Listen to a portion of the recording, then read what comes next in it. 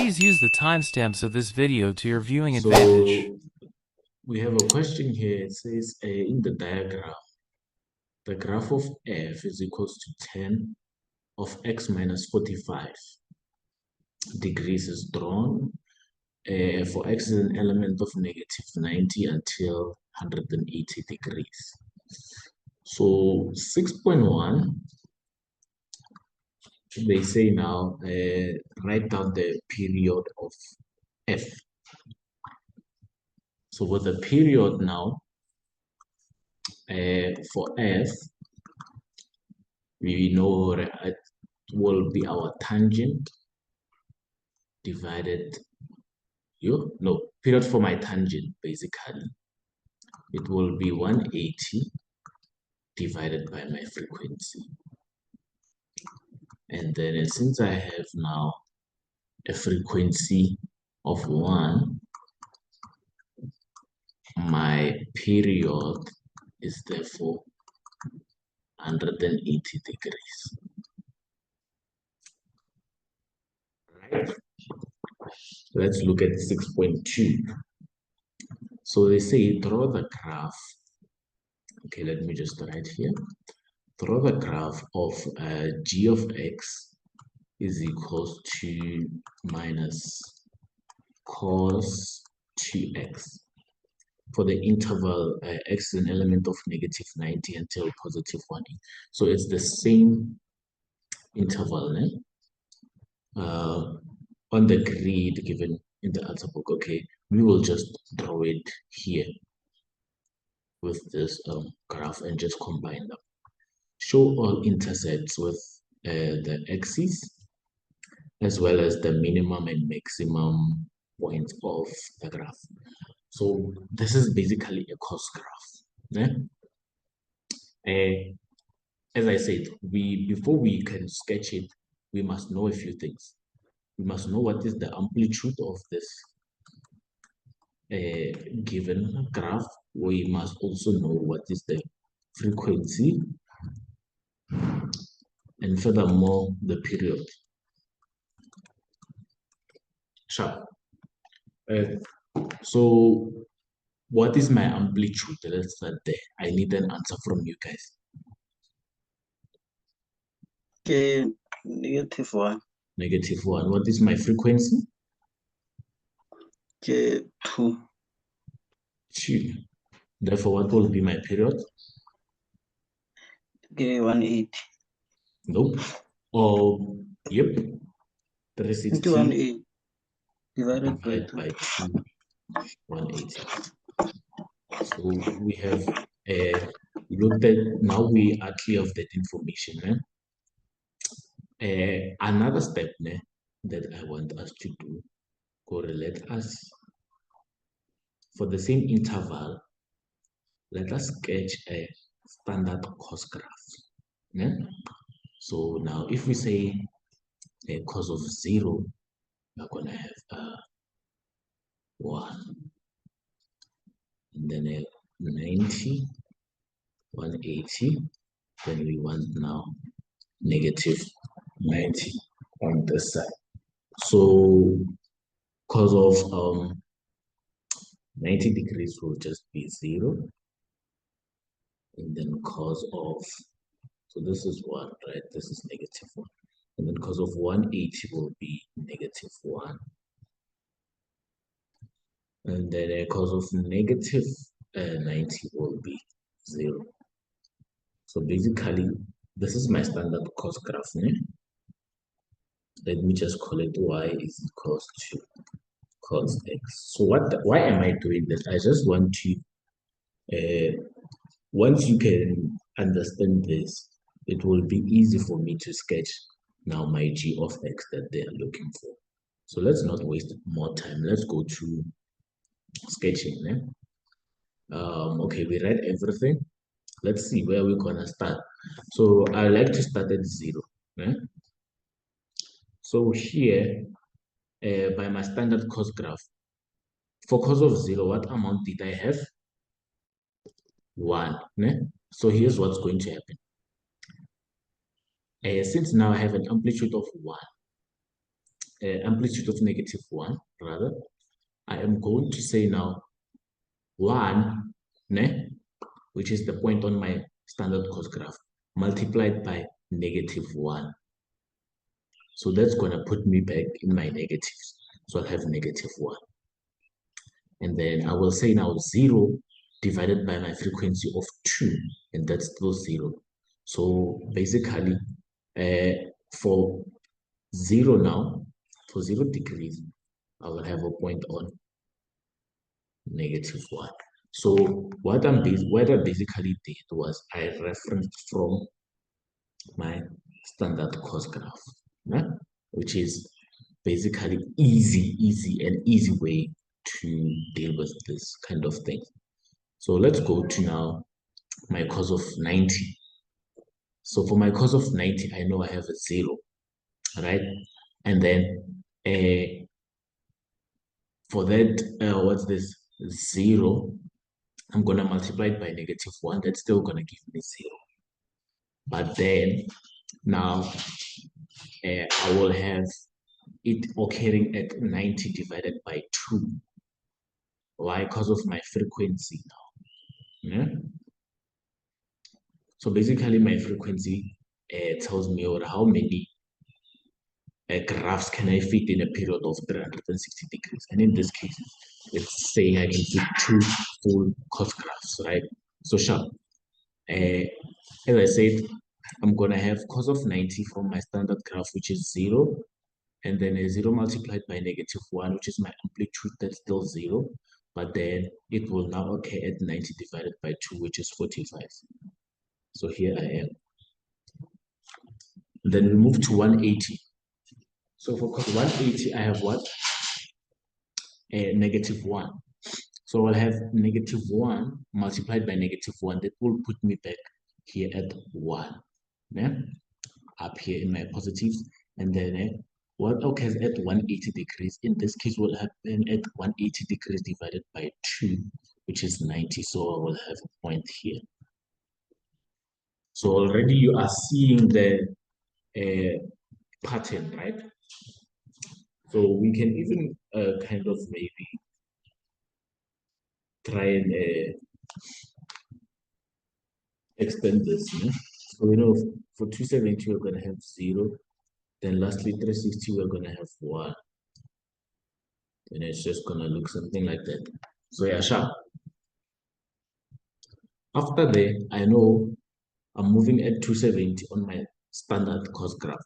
So I'll say my cost of 270 is 0. Then I'll say 0 multiplied by -1, that's 0. Then since it occurs at 270, in this case, it will occur at 270 divided by 2, which is 135. So my 0 will be here. Lastly, my 360, let me just write 360 here so I don't confuse. So at my 360, I have a point of 1. Here it is. So I'll say 1 multiplied by -1, which will put me back here in my negatives. So I'm at -1. So what occurs now at 360, in this case, will occur at 360 divided by 2, which is 180. Here I am. And yeah, we have to end at 180, so we are just going to leave it here. Then let's go to the negative side. We can even extend it a bit here and have a -180. Then we know for negative, cos of -180 will just be a -1. Sharp. So let's start at -90. So I know my cos of -90 is 0, right? So 0 multiplied by -1, that's still 0. And then what occurs at -90, in this case, will occur at -90 divided by 2, which is -45. So here I am. And then lastly, cos of -180, that's -1. So now I'll have -1 multiplied by -1. That will put me back here at my positives. Then what occurs at 180 in my standard cost graph, in this case, will occur at 180 divided by 2, which is -90. So I will be here. at my negative 90. So basically, I have plotted all of my points. So you see, I started with plotting. Then from plotting, I can now connect. Ne? Let me try and just connect everything and make it look proper.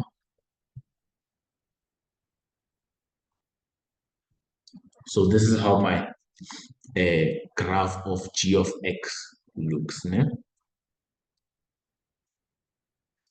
Then what I recommend is that for every point, please indicate it. Ne? So I know here I have a negative 90 degrees and 1. Here I have negative 45 degrees and 0. Here I have a 0 and negative 1. Here I have 45 degrees and 0. Here I have 90 degrees and 1. Here I have 135 degrees and 0. Here I have 180 degrees and negative 1. Basically, I've plotted everything. Now, what is the range of G?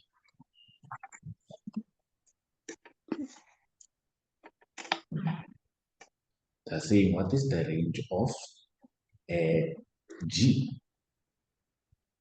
Let's see. So my G of X, so when they say range now, those are my Y values, right? So here I am 6.3. Let me put it here. My range of G. So basically, it's just a question of saying, where does my graph exist in terms of my y-axis? So I'm just going to do the following to just show you guys. Let me do this. So I need your attention. Look at where I have my red, what's this? My red graphs. The lowest y value of my red graph, here it is, at negative 1. Can you see this yellow line that I'm making? And then my highest y value of G now is at positive 1.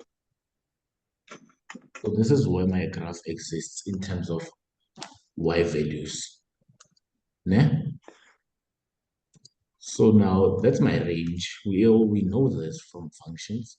So my range now will be y is an element of negative 1 and positive 1. And I'm putting square brackets because these values are included. Or another way that I can write it, I can have y must be greater than or equals to negative 1, or y must be less than or equals to 1. Both of those things tell us exactly the same thing. The graph of G, so this is basically the graph we just sketched. It's shifted 45 degrees to the left. So let's 45 degrees to the left. So here I am, I'm moving where? There to the left. By how many degrees? 45 degrees. 45. To form the graph of H. So we are forming a new graph. So now they say determine the equation of H in its simplest form. Simplest form. So they are awarding 2 marks for that. Okay. Let's see. Now we are just going to unpack it. So okay, I know that my G of X now. Okay, I'll just say to obtain my H of X, I will have to have my G of X, right? But then I must move it 45 degrees to the left. And then in my equation, to show now a horizontal movement to the left specifically, I am going to include within my bracket positive of that shift. In this case, it's 45 degrees. Is that clear? So now I'm just going to have the following. So now I'm looking for my h of x, and it's going to be what? Minus cos of 2 x plus 45 degrees. Are we seeing that, ne? But then it's not in its simplest form because they told us specifically that we must put it in its simplest form. So, okay, how can I put it in my simplest form? I can look, I have a 2 here and I have a bracket, so I can just distribute that 2 to those guys. So I will have now minus cos of 2x and then a plus 90 degrees. From here, I can reduce because now this looks like something like this. So let's see. Let me have my cast diagram. I have 0, 90, 180, 270, and then a 360. All students take care. So I basically, if let's say now we can disregard this 2x, ne? Let's say we were given minus cos of x plus 90. This looks like something that needs to be reduced, ne? Or maybe let's say they put it like minus cos of 90 degrees plus x. You see, that's basically this what we are given, ne? Mara, now it includes a 2x, not just that. Okay, I think I removed the graph. Let me just do this.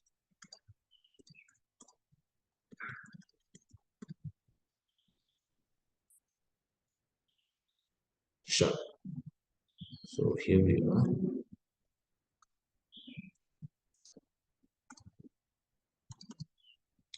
So basically, look at what we have. We have we can reduce this guy, ne? So we can write it like minus cos of 90 degrees plus 2x. That's basically what we have here. So if I have 90 degrees here, I am, and you know we are moving anti-clockwise. So if I add now, I will end up in my second quadrant. All right?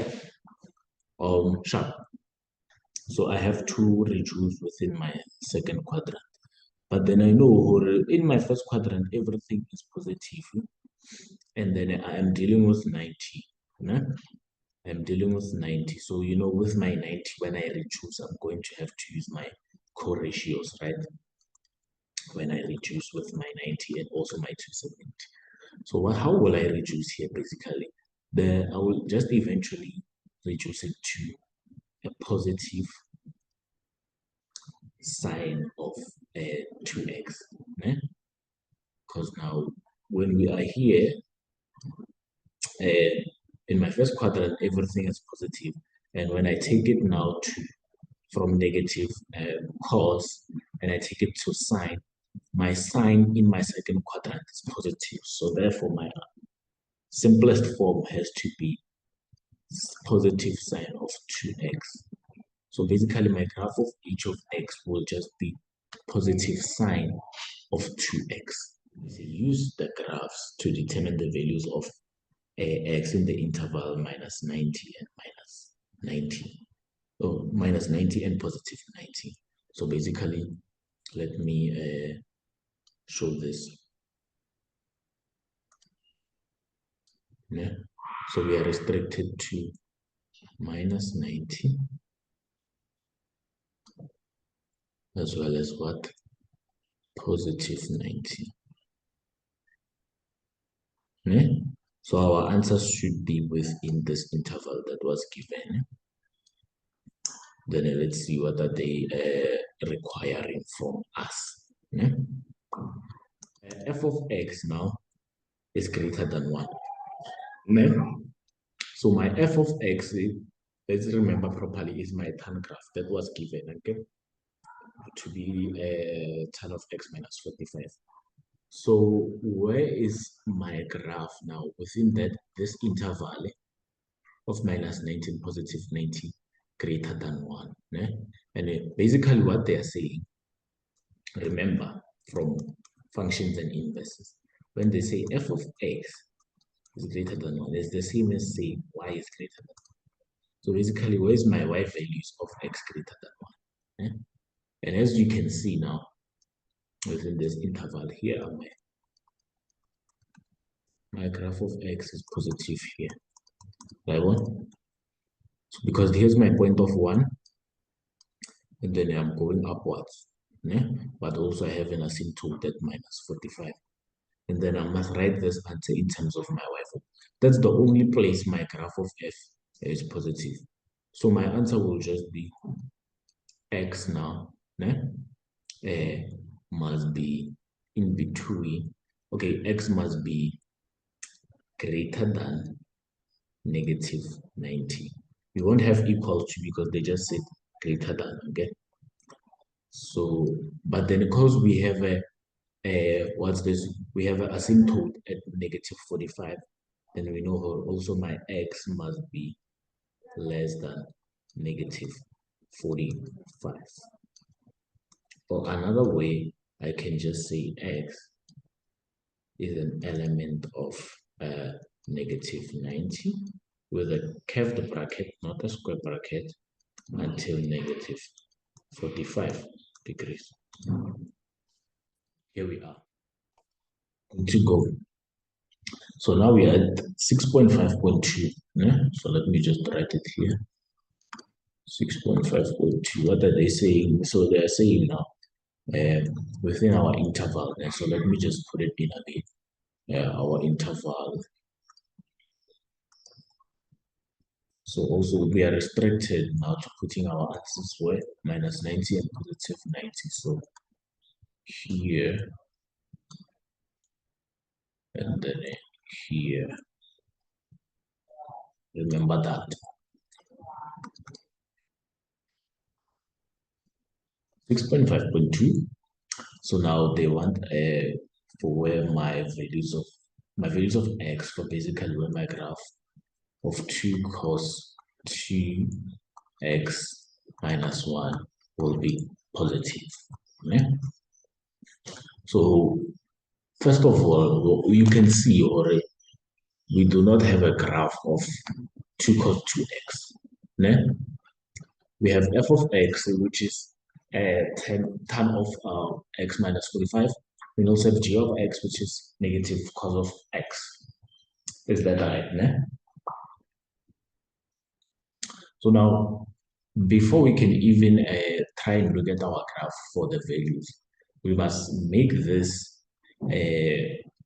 given inequality to be similar to what we have.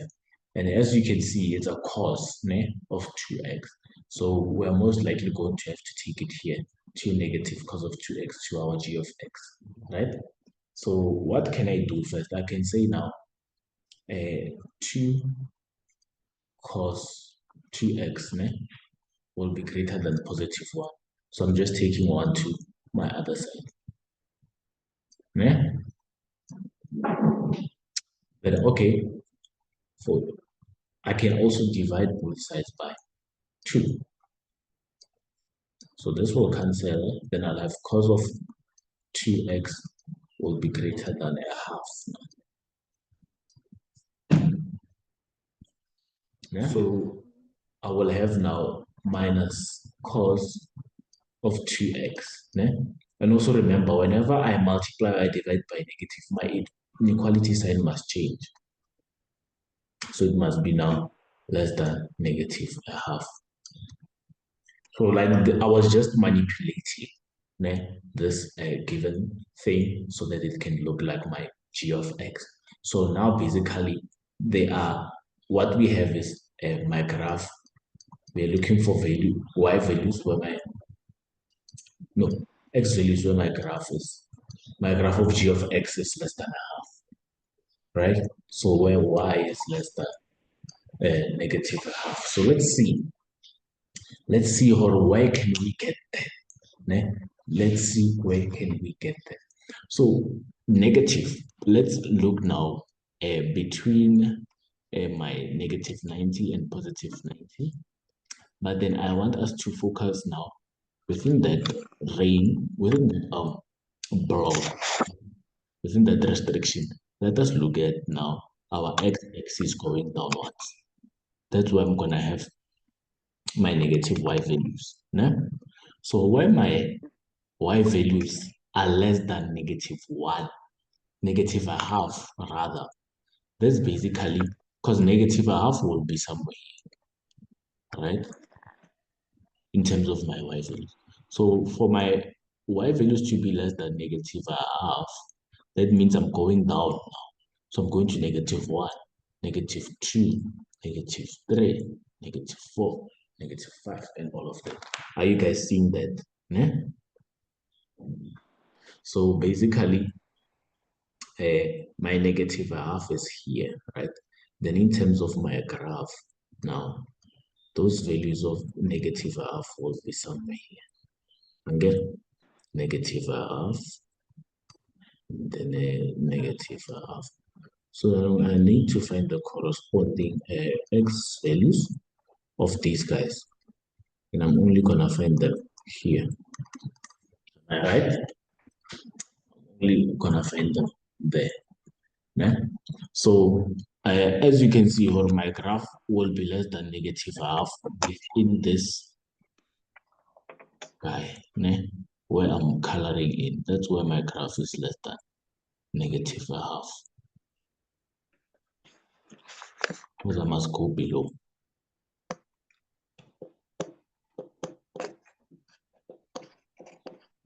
So sharp. Already now we figured, we know, okay, where will we find our things, né? So we just need to find our x values now, right? We just need to find our x values. So it's simple. The way you can find the x value, I know, hore, now my graph is something like this, minus cos of 2x, okay? Yeah? Where my y values are what? Negative half. Is that right? Yeah? Where my graph is negative half.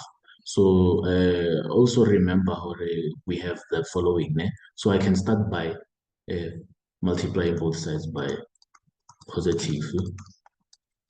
So basically I'm trying to solve for x to get my x value. Ne? Then this is a what? This is a double angle identity. Alright?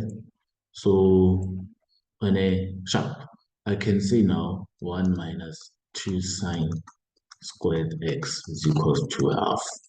Basically. Because I can change this guy. Né? Then let me see, I'll say I have minus 2 sine squared x is equals to half minus 1. That's just going to be minus half. Then I'm going to divide both sides by -2. Then I'll have sine squared x will be equals to what? Minus half multiplied by minus a half. Yeah? I just did the times and table already. So my sine squared x will be equals to 1 over 4. Then I root both sides. Cancel. Sine x is equals to now plus minus a half. Yeah, and we're going in the right direction. Sharp. And then now what are we gonna have next? It's going to be plus minus. We can either way we can take it to whatever. So sine of x will be now a half. But then I'm looking for x, so I have x is equals to my arc sine of a half. Yeah? And then that will be 30 because this is a special angle. So x now, and also look at the sign. They said just greater than. So my x will be greater than -30 and will be less than 30. Yeah? Or I can have what? X will be an element of -30 degrees to +30 degrees. So basically, Part 2 will be discussed in the next video. For now, subscribe and go practice mathematics. You are writing paper 1 on the 3rd of November in case you forgot. Are you still here? I'm gonna have to tell your teacher that you're busy lazying around. Follow me on Instagram at Tsebo's Tutoring Academy, then go and practice mathematics.